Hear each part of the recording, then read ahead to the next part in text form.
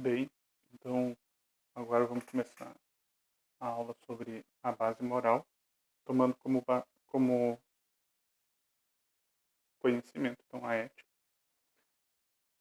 E uma coisa que ficou muito complicado até na exposição da aula anterior seria qual é a base, se não da justiça.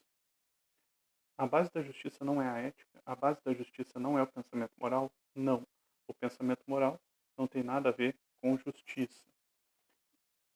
Quando a gente vê isso no Batman, no Coringa, é complicado. Então, como é que eu posso assumir que existe um vilão se não existe uma base justa?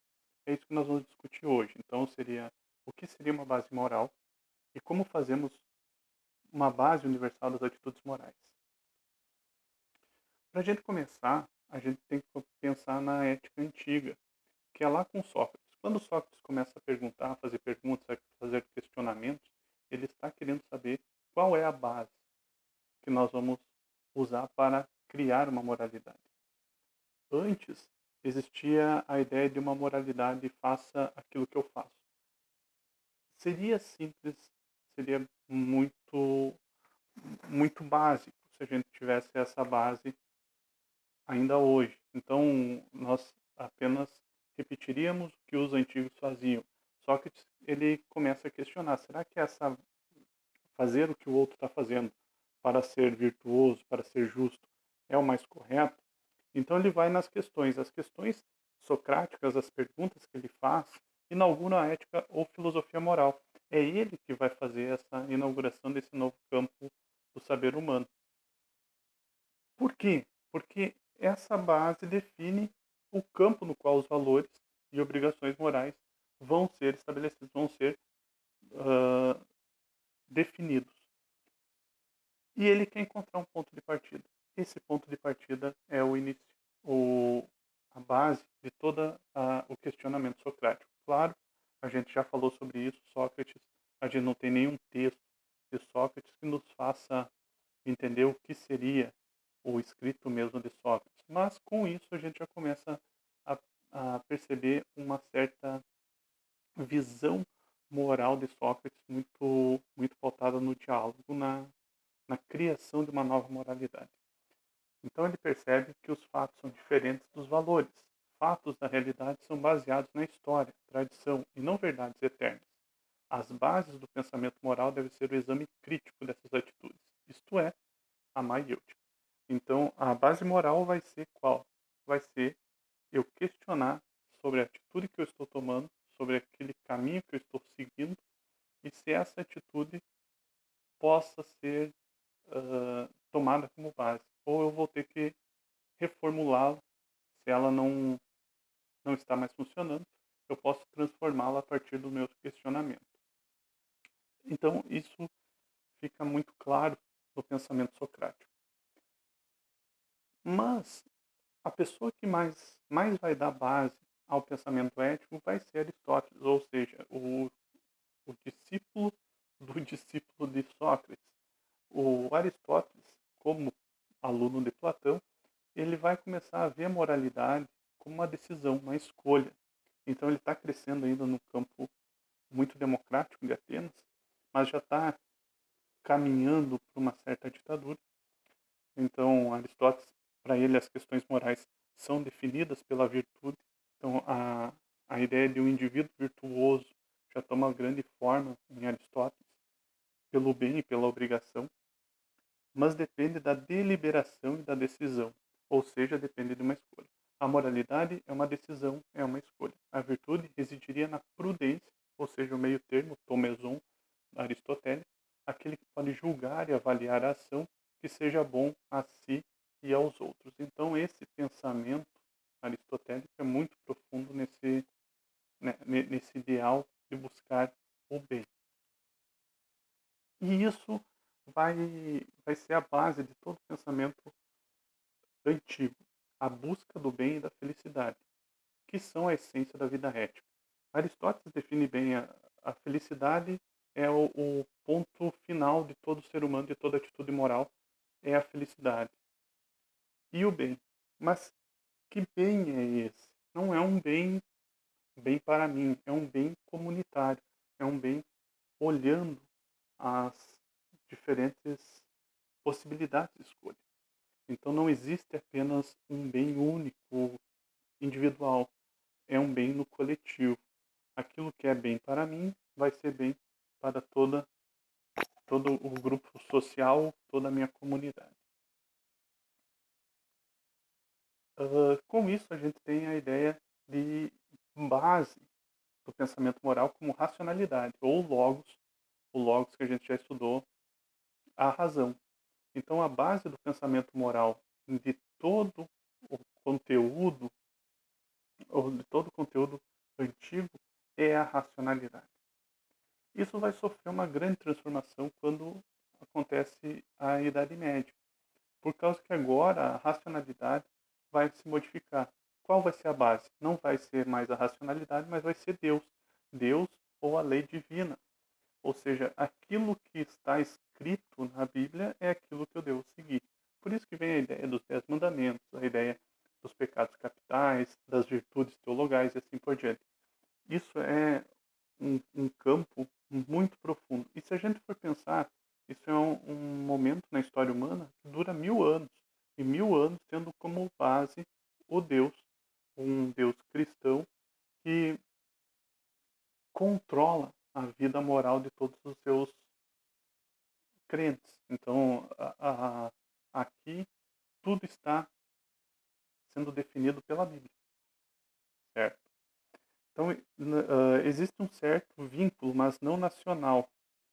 Então, o que antes existia lá nos antigos, que era um bem comunitário, agora essa comunidade não é uma comunidade nacionalista, não é uma comunidade de nação, de grupo social. É uma comunidade de crença religiosa. Ou seja, se eu sou cristão e você é cristão, nós temos que fazer a mesma coisa para o bem de nós, do bem comum para nós. Então, a ideia do evangelho aqui não é ver o diferente, mas sim com, uh, uh, manter a união daqueles que acreditam em Cristo. A lei que define os vícios e virtudes, então essa lei divina, é o que vai dizer: isso é virtude, isso é um vício, isso é mal, isso é bom. E isso está na Bíblia. Então a Bíblia é a base de todo o pensamento ético, de todo o pensamento moral. Com o Renascimento tem início então uma ética moderna. E quando o Descartes começa a pensar, poxa, então existe um individualismo, o penso logo existo, o cogito cartesiano, isso vai dar um novo corpo para o indivíduo. Agora não existe mais o indivíduo.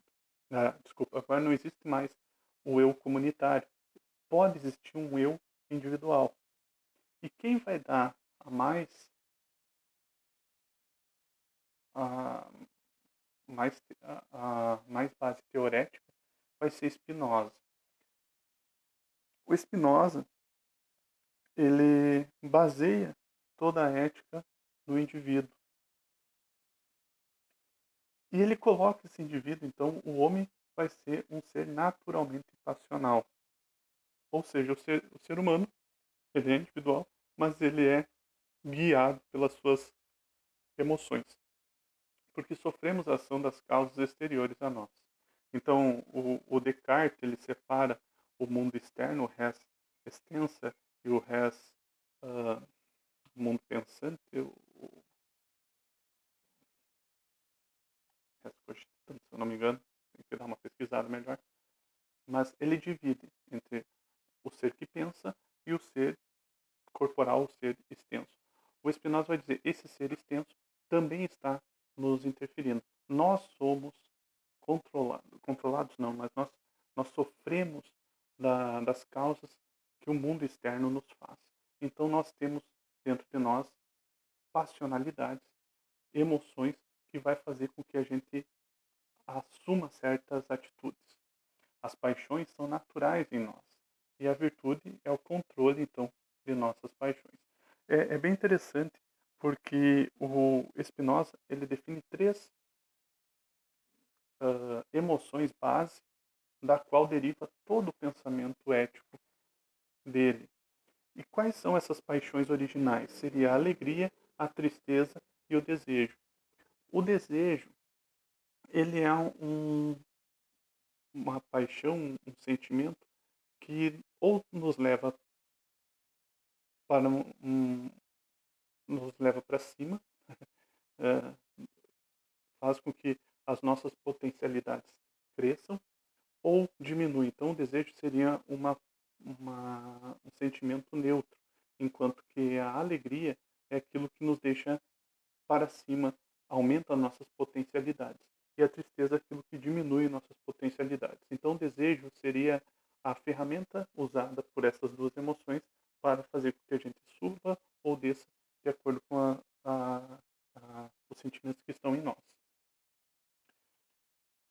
Então, agora, após a Idade Média, onde tem Deus como base, agora nós temos o indivíduo, o eu cartesiano.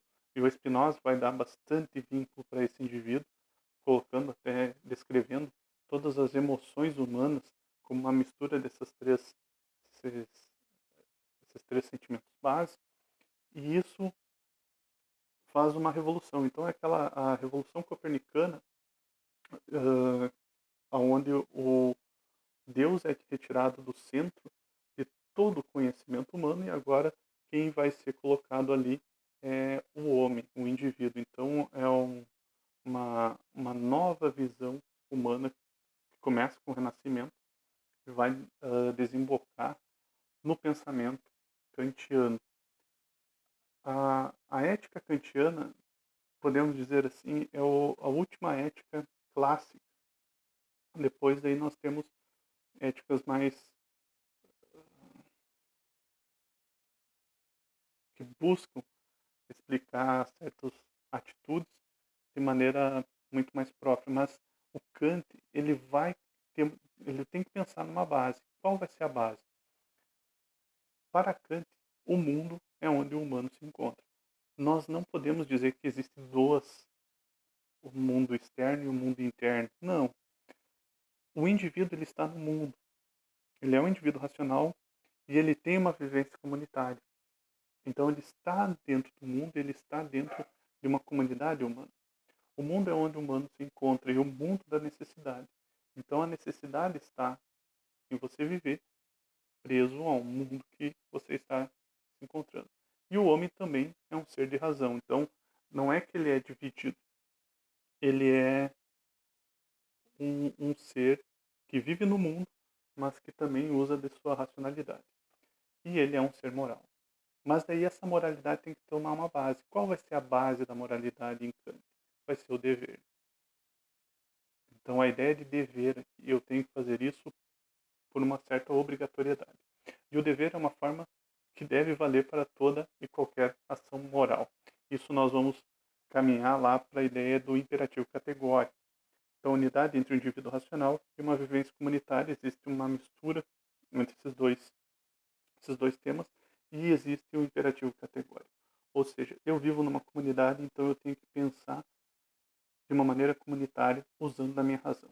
Toda e qualquer ação que eu tome vai ser uma ação valorizativa para todos.